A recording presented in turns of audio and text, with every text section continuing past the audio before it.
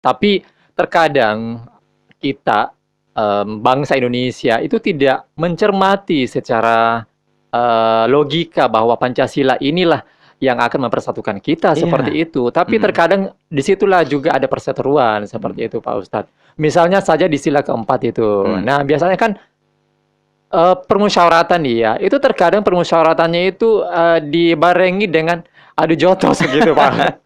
Seperti Gimana kejadian ya? kemarin ya. Iya, betul. Ini gimana ini, Memalukan. Pak? Karena dia adalah ke sila pertama, Mhm.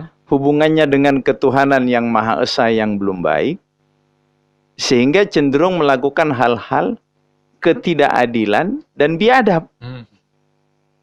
Iya kan, Itu kembali ya? lagi ke sila Iya. pertama dan kedua. Oke, Itu. iya. Yakin saya, yakin sekali kalau ketuhanan yang Maha Esa, atau dengan kata lain, hubungan kita dengan Sang Maha Pencipta itu baik dan sangat baik, dipastikan manusia ini akan menjadi manusia yang adil dan beradab.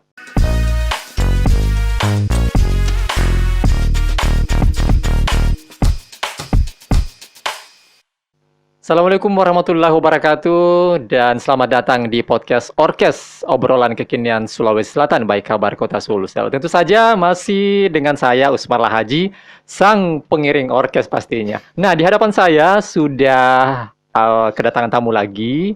Beliau adalah Ketua One Masjid One Hafiz Indonesia. Ada Bapak Abu Thorik, tapi nama lengkapnya itu, nama sebenarnya itu adalah Sentot Dwi Prasetyo Budi. Kita langsung menyapa beliau. Assalamualaikum, Pak.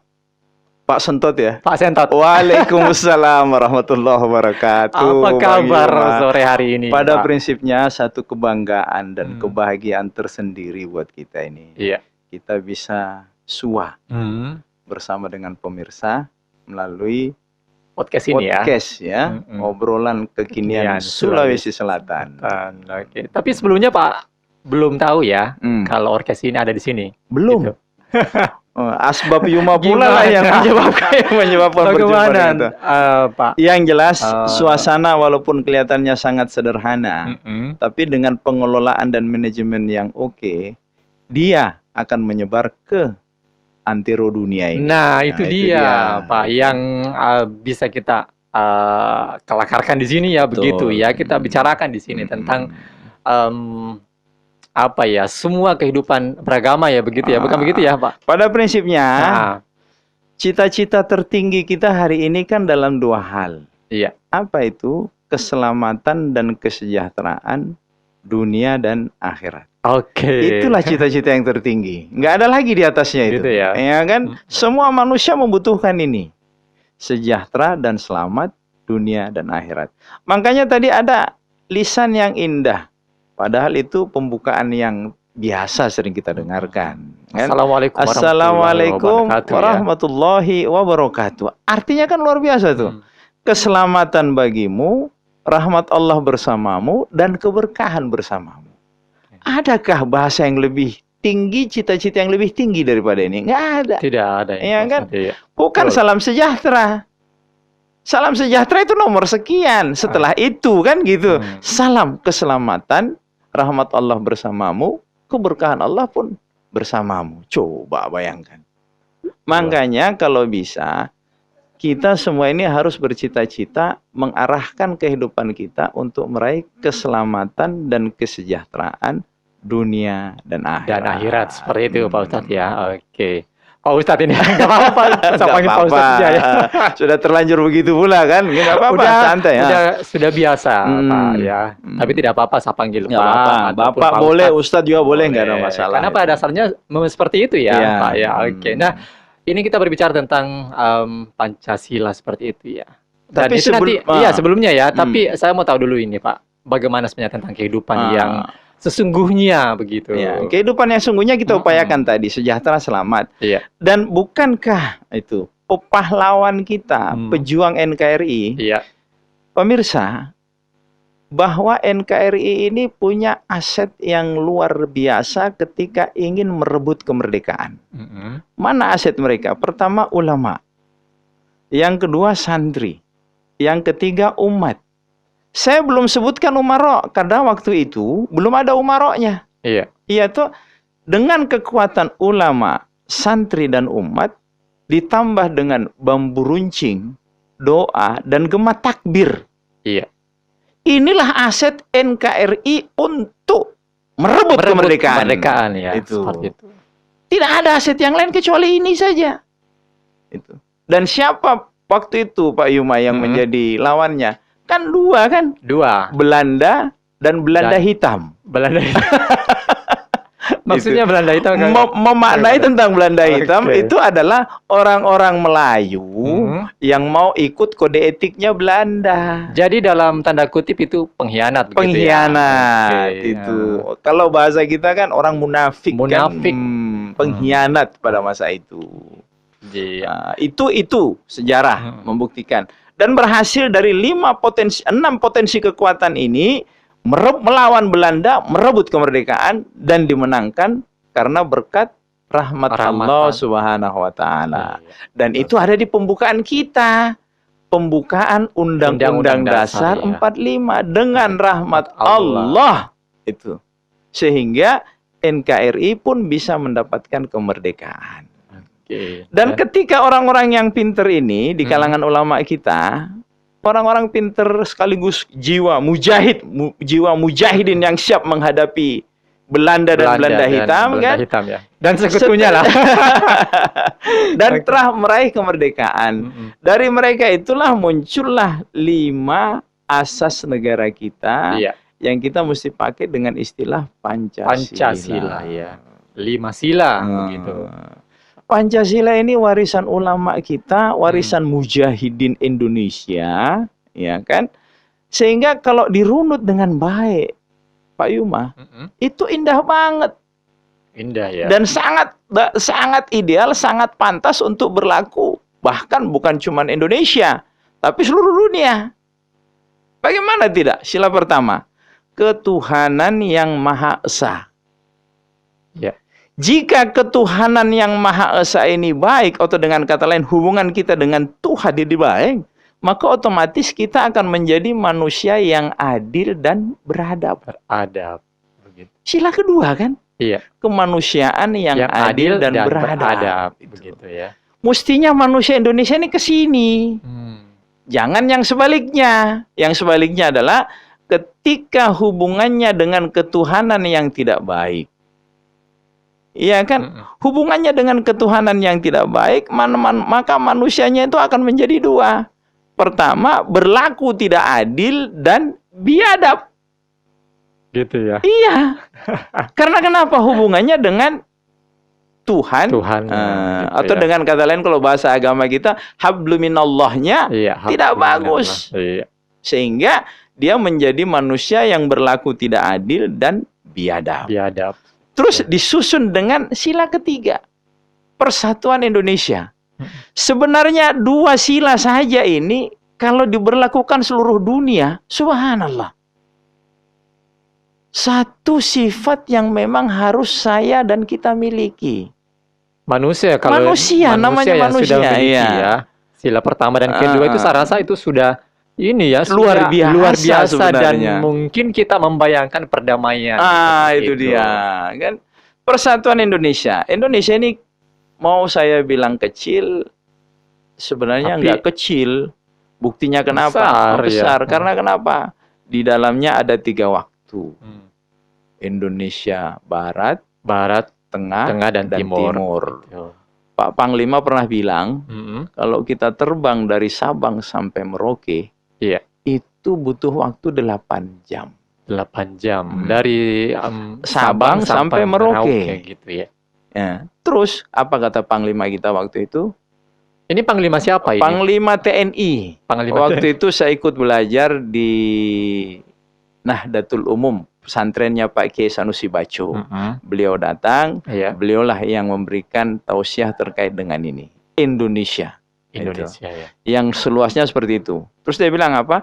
60% lautan, 40% daratan. Dan kata Pak Panglima waktu itu, seandainya 60% yang lautan ini dikelola dengan baik, maka daratan itu nggak perlu rusak. Bisa mensejahterakan NKRI, rakyat yang harapan kita mendapatkan rahmat dan keselamatan Betul. kita. Oh, iya. Karena memang di lautan itu banyak sumber daya alam itu. ya, termasuk kekayaan alam kita, laut kita begitu ya, dan memang diakui dunia bahwa Indonesia itu adalah negara maritim seperti itu. Itu dia. Itu istimewanya. Iya. Itu. Nah, dan kita pun sudah sepakat persatuan Indonesia berbangsa, pertama bertanah, berbangsa dan berbahasa Indonesia. Itu diucapkan di Sumpah Pemuda. Sumpah Pemuda itu. Jadi satu paket yang memang luar biasa. Jadi Pancasila itu jangan dipisah-pisahkan, satukan, itu kan. Itu. Ya. Dan sebenarnya skop kalau Indonesia yang seperti ini berarti kan skop kecil. Karena dua sifat Pancasila ini untuk dunia. Iya. Terus kita disuruh memikirkan yang kecil-kecil sebenarnya. Tapi saya tidak tahu kenapa Indonesia saya kok bisa jadi seperti ini keadaannya. Iya kan? Yang terjadi tidak adil dan biadab kan, dominasinya seperti itu kan. Itu. Kita kembali. Kita bayangkan, ambil makna dari Pancasila tadi. Pancasila itu. Ini Seandainya ketiga ya. sila ketiga. Kita bayangkan kalau orang yang adil dan beradab tadi kumpul, kemudian mereka bermusyawarah. Iya. Iya kan? Isi musyawarahnya pun kan indah. Sila yang keempat, perwakilan permusyawaratan yang penuh hikmah. Lengkapnya seperti apa sih sila keempat itu?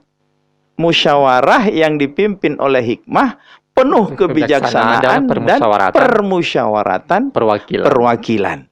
Iya. Indah sekali. Ini perwakilan apa ini? Perwakilan yang harapannya kita adalah manusia yang adil dan beradab tadi. Iya. Yang kedua kan, itu. Dari partai manapun Anda, kalau karakter adil dan beradab yang mendominasi Anda, duduk dalam musyawarah, pastilah musyawarahnya penuh dengan hikmah. Penuh dengan kebijaksanaan. Iya. Dan kalau orang-orang cemerlang atau ulama-ulama kita atau cendekiawan muslim kita ini, mereka berkumpul bersatu, sasaran kita itu yang kelima, keadilan sosial bagi seluruh rakyat Indonesia. Inilah Pancasila. Aset yang istimewa, pemikiran yang cemerlang, buah dari syuhada kita, mujahidin kita, dan cendekiawan muslim kita pada masa itu. Untuk memperjuangkan, iya, merumuskan Pancasila. Merumuskan untuk NKRI kita. Itu. Jangan digeser kepada Eka Sila atau satu sila. Iya kan? Kalau dia arahnya ke Eka Sila satu sila, lantas mau melepas ketuhanan yang Maha Esa, bayangkan kalau NKRI menjadi negara yang tidak bertuhan. Kan cilaka kita jadinya, Pak Asmar, kan gitu, Pak Yuma kan. Kemarin untuk Pancasila itu kan ada ya redaksi juga yang berbeda begitu ya. Redaksi yang berbeda maksudnya? Ketuhanan yang Maha Esa. Itu kan pernah dirubah ya? Kalau tidak salah. Itu panjang awalnya kan, ketuhanan yang Maha Esa dan menyelenggarakan syariah sesuai ketentuan, mentaati perintah Allah dengan cara Rasul. Ini yang dihapus itu. Karena di Indonesia bukan hanya waktu itu kan belum Piagam Jakarta, Piagam Jakarta dengan nokta ketuhanan yang Maha Esa yang agak panjang tadi. Nah, kita bayangkan lagi, Pancasila tidak ada alasan untuk kita tidak menjaga. Ya kan, Pancasila adalah dasar negara kita. Pembukaannya pun sudah kita sama tahu, begitu indah dengan mendapatkan rahmat Allah. Itu kan paket yang istimewa. Kita sebagai hamba Allah, umat Nabi, mayoritas Islam yang ada di negeri ini tidak ada lain kecuali harus menjaga dengan baik apa warisan daripada ulama kita. Sisa kita berharap dengan kondisi kekinian yang kelihatannya seperti apa, Pak Yuma? Ya. Dan itu ada pertanyaan ya, Indonesia baik-baik saja kan saat ini. Saat ini. Nah itu dia makna Pancasila yang terkandung dalamnya ya. Tapi terkadang kita bangsa Indonesia itu tidak mencermati secara logika bahwa Pancasila inilah yang akan mempersatukan kita seperti itu. Tapi terkadang disitulah juga ada perseteruan seperti itu, Pak Ustadz. Misalnya saja di sila keempat itu. Nah, biasanya kan permusyawaratan itu terkadang permusyawaratannya itu dibarengi dengan adu jotos gitu, Pak. Seperti kejadian kemarin ya. Iya, betul. Ini gimana ini, Pak? Karena dia adalah ke sila pertama, hubungannya dengan ketuhanan yang Maha Esa yang belum baik, sehingga cenderung melakukan hal-hal ketidakadilan dan biadab. Iya kan, kembali lagi ke sila pertama dan kedua. Itu. Yakin saya, yakin sekali kalau ketuhanan yang Maha Esa, atau dengan kata lain, hubungan kita dengan Sang Maha Pencipta itu baik dan sangat baik, dipastikan manusia ini akan menjadi manusia yang adil dan beradab. Dipastikan, dan dilakukan lagi. Kalau bahasa agama kita, hablum minallah, hablum minannas. Kan begitu tadi ini. Ketuhanan yang Maha Esa mencetak kemanusiaan yang adil dan beradab. Begitu. Tapi kenyataannya seperti apa ya, kita sendiri lihatlah. Seperti apa NKRI hari ini. Sangat menyedihkan itu. Sehingga kita pun berharap sebenarnya Pak Yuma ya, bahwa kita berharap mudah-mudahan 6 aset kita ini, ya, ulama, santri, umat, sekarang sudah ada umaroknya. Iya kan, maksudnya umaroknya adalah pemerintahannya. Dulu kan belum ada umaroknya, karena masih merebut Belanda kan. Masih dalam penjajahan begitu. Sekarang dengan ini tadi ditambah 1 berarti, bersama ulama, santri, umat, dan umarok. Sekarang yang mau diperbaiki ini umaroknya dulu. Kan gitu. Umaroknya ini subhanallah. Seperti apa kita lihat di media sosial, seperti itulah carut-marutnya keadaan Indonesia. Kan kasihan kita. Harapan kita adalah setelah 4 ini dengan arah yang benar, bekal bambu runcing dan doa, gema takbir. Apa sasaran tembaknya sekarang? Sasaran tembaknya sekarang bukan Belanda, tapi pebisnis kemungkaran dan pengkhianat NKRI. Itu ya. Yang mau menggadaikan ini bangsa itu kepada orang-orang tertentu. Kan gitu. Kemudian yang kedua, yang melakukan bisnis tapi isinya serba kemungkaran, yang akan mengundang dan memancing daripada murka Allah Subhanahu wa taala. Ini persoalan buat kita, Bung Yuma. Itu. Nah, itu dia yang sekarang ini tadi Pak Ustadz aja saya panggil kan deh. Pak Ustadz tadi mengatakan ini sudah karut-marut ya. Bisa dibilang pemerintahan kita seperti itu ya, karena itu baik di legislatif, kemudian di eksekutif, itu terkadang mereka lah yang saling ini begitu. Nah, sementara kita ini yang di bawah ini ikut, aduh gimana caranya ya? Pemerintah aja yang karut-marut, gimana dengan makanya harapan kita itu Pak Yuma, bagaimana eksekutif, legislatif, dan yudikatif ini pilar negeri. Kan? Tiga pilar negara. Ini 3 pilar bangsa harus ini. Harus akur-akur gitu. Arahnya harus Pancasila. Pancasila ya. Kalau kan? Pancasila, kalau dari ketiga ini pilar sudah memaknai Pancasila. Nah, itu sudah luar biasa Indonesia. Dan akan menjadi negeri yang hebat, makmur. Harapan kita baldatun thayyibah wa rabbun ghafur. Harapan kita seperti itu. Dan yakinilah kalau ini terselenggara dengan baik, seluruh dunia akan menengok kita. Iya kan, seluruh dunia akan menengok kita. Dan mereka pun akan belajar di Indonesia. Itulah Pancasila. Jangan mau diganti Trisila atau Ekasila. Ini kan persoalan, itu harapan kita. Dan tidak menutup kemungkinan Indonesia akan menjadi tuan rumah Piala Dunia juga ya. Harapan kita ya. Harapan kita ya. Iya. Dan itu Indonesia juga akan mencalonkan. Amin. Gitu, Pak Ustadz. Nah, kalau tadi kita berbicara tentang makna Pancasila, kira-kira solusinya ini Pak Ustadz terkait dengan untuk NKRI dalam perspektif ya. Perspektifnya perspektif yang memadai. Pandangan gitu ya, pandangan Pancasila begitu. Sudah jelas tadi Pak Yuma bahwa masyarakat dunia atau masyarakat Indonesia terkhususlah pasti cita-citanya cuma 2 aja. Sejahtera dan selamat dunia dan akhirat. Sesungguhnya Pancasila ini bisa memfasilitasi itu, untuk mendapatkan kesejahteraan dan keselamatan manusia dunia dan akhirat. Cumannya lagi, ya kan? Manajemen yang sudah carut-marut seperti ini, apalagi tidak mau peduli tentang perkara yang dihalalkan atau yang diharamkan, maka dipastikan masalah akan datang. Satu kejadian pembelajaran buat kita lagi, Pak Yuma, tentang boleh kita awali dengan senyum sedikit. Cianjur, Iya. musibah bencana kan, ternyata sudah mulai terungkap. Dan kalau alam sudah tidak mau bersahabat dengan kita, Iya. satu pertanda ada amal manusia yang pasti dan pasti tidak mendapatkan rahmat dan ridha Allah. Allah nggak suka. Kalau Allah nggak suka, Allah perintahkan alamnya, ya sudah seperti itulah kejadiannya. Itu. Makanya sepandai-pandainya lah kita menyikapi ini keadaan, dan harapan kita perbanyak bertobatlah. Sehingga berani saya mengatakan bahwa sehebat apapun Anda, sesibuk apapun Anda, dan sekaya apapun Anda, tapi kalau kau meninggalkan perintah Allah seutama-utama perintah, yakni sholat, yakinilah bahwa kecelakaan, kebinasaan akan berpihak kepada Anda. Gitu ya. Ya kan? Apalagi kalau sifatnya berjamaah.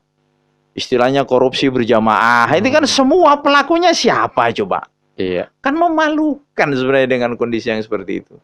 Sehingga harapan kita, saya dan kita berharap kepada pemirsa kita, bagaimana caranya kembalikan warisan mujahidin dan ulama kita tentang Pancasila dan pembukaan Undang Dasar 45. Tolong sebagai jangan dirubah, tapi jadikan acuan kita untuk bersikap membawa NKRI yang diamanahkan Allah Subhanahu wa taala kepada kita, yang kita cintai dan kita berharap ujungnya mendapatkan cita-cita tadi, selamat, sejahtera dunia dan akhirat. Oke, baik, Pak Ustaz.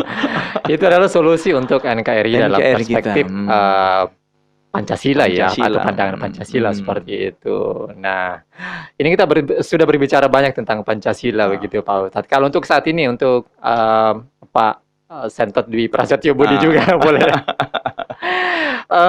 melihat ke depan tentang ini, kita kan mau ini ya Pak Ustadz ya, kandidat katanya. Kandidat pemilu dan pilpres gitu kan.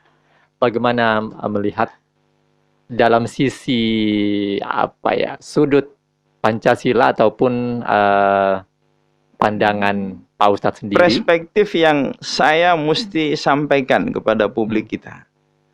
Cita-cita yang umum, yang lazim, dan semua manusia mau. Selamat hidup di dunia dan akhirat, dan sejahtera hidup di dunia dan di akhirat. Yang jelas, Indonesia ini semenjak merdeka selalu ingin dijanjikan dengan bahasa sejahtera. Tapi kenyataannya apa? Kenyataannya apa kan? Itu. Bayangkan NKRI kita ini semua kenikmatan yang diberikan Allah kepada kita, itu semua dipajaki. Nikmat hidup sehat ditarik. Nikmat kendaraan ditarik. Nikmat rumah tempat tinggal ditarik. Iya kan? Ini kan semua kenikmatan yang Allah Ta'ala berikan kepada kita. Semua ditarik. Dimintakin. Tidak lama lagi akan ada lagi nikmat untuk buang kotoran itu.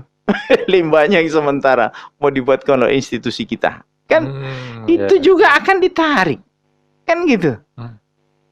Sementara Allah Subhanahu wa taala itu hanya menarik apa? Zakat, infak, sedekah, dan hadiah. Ini Allah yang narik. Iya kan? Tapi akal kita, logika kita menarik bab-bab yang seperti tadi. Iya. Sementara daya beli masyarakat kita memiliki daya beli yang kita sendiri tahulah seperti apa kasihan masyarakat Indonesia NKRI kita ini. Kalau kita tahu bahwa perspektif yang harus saya cita-citakan adalah dalam hal ini keselamatan dan kesejahteraan, maka skala prioritas yang mesti saya kerja atau kita buat amal bersama adalah berpikirlah untuk prioritas keselamatan. Selamat dunia dan akhirat. Kalau ini yang diprioritaskan, maka otomatis kesejahteraan itu akan berpihak kepada kita. Sebagian besar hari ini menjanjikan kesejahteraan tapi kenyataannya sudah seperti ini. Karena kenapa? Mereka sekarang merasa sejahtera, mereka saja yang sejahtera. Tapi pernahkah mereka memikirkan keselamatan? Tidak pernah. Sehingga apa? Mereka kadang mengabaikan perintah Allah, mereka kadang menunda-nunda perintah Allah, mereka kadang jauh daripada perintah Allah Subhanahu wa taala. Dan apa yang terjadi kita sendirilah yang lihat keadaan sekarang kan. Seperti apa institusi satu negara kita di jajaran yudikatif. Ya kan? Yudikatif kita dalam hal ini penegak hukum yang sedang terjadi kan dalam proses sekarang. Seperti apa jaksanya, seperti apa hakimnya, dan seperti apa polisinya kan jadi PR kan. Ini yudikatif kita ini. Kenyataannya sudah seperti itu. Dan di era kita Pak Yuma, sekarang kan era buka-bukaan kan. Nggak ada yang ditutup-tutupi bla bla bla. Apalagi semua sekarang itu. di dunia digitalisasi juga, media sosial yang terkadang tidak bisa lagi ya, disembunyikan ataupun harus terbuka seperti itu. Maka harapan kita 3 institusi negara, yudikatif, eksekutif dan legislatif harus sekarang berpikir bagaimana rakyat Indonesia ini selamat dunia akhirat dan sejahtera dunia akhirat. Itu sasaran kita. Karena mereka adalah orang-orang safi yang pertama yang diamanahkan oleh Allah untuk bercita-cita seperti ini. Saya kira seperti itu sementara Pak Yuma. Jadi kalau menurut Pak Ustadz sendiri, kalau dari ketiga pilar ini, eksekutif, yudikatif, kemudian legislatif, itu kira-kira kalau saya suruh pilih Pak Ustadz yang mana? Harapan kita menuju ke sana, harapan untuk meraih sesuatu hal yang sifatnya mengawali dengan sifat yang halal, ya kan, dan bekerja untuk perkara yang halal, dan bekerja untuk meraih keselamatan dan ridha Allah Subhanahu wa taala. Itu saja sasaran kita, tidak ada sasaran yang lain. Oke, kita berharap seperti itu ya, Pak, bahwa yudikatif, eksekutif dan juga legislatif itu bisa berdampingan begitu ya. Dan mereka harus Pancasilais. Iya, harus Pancasilais. Memaknai Pancasila sebagai dasar negara kita seperti itu ya. Karena kalau kita sudah memaknai itu, otomatis semua akan baik-baik saja mungkin seperti ya Pak Ustadz. Amin ya Allah. Oke Pak Ustadz, kita sudah berbicara banyak tentang Pancasila dan maknanya begitu ya Pak Ustadz ya. Karena kita tahu bahwa Pancasila ini adalah dasar negara kita yang kita harus jangankan menghafal ya, itu kita harus memaknai juga seperti itu ya. Melakukan di kehidupan kita sehari-hari maupun dalam kehidupan beragama seperti itu Pak. Dan harus teraplikasi di rakyat NKRI kita. Itu yang utama ya. Itu utama itu. Semuanya harus berjiwa Pancasila seperti itu. Oke, terima kasih Pak. Makasih juga Pak Yuma. Saya sebutkan saja Ustadz Abu Thorik ya, gitu ya. Atau nama sebenarnya itu Bapak Sentot Dwi Prasetyo Budi. Waduh, panjang sekali ini Pak. Harus saya singkat aja ya. Sentot Dwi PB, begitu ya. Oke, sekali lagi terima kasih sudah hadir di podcast Orkes obrolan kekinian Sulawesi Selatan by Kabar Kota Sulsel ya. Semoga saja perbincangan kita ini diikuti ataupun dinonton oleh netizen kita di luar sana ya, dan bisa menjadi referensi untuk kedepannya seperti itu. Oke, baik. Assalamualaikum warahmatullahi wabarakatuh. Waalaikumsalam warahmatullahi wabarakatuh.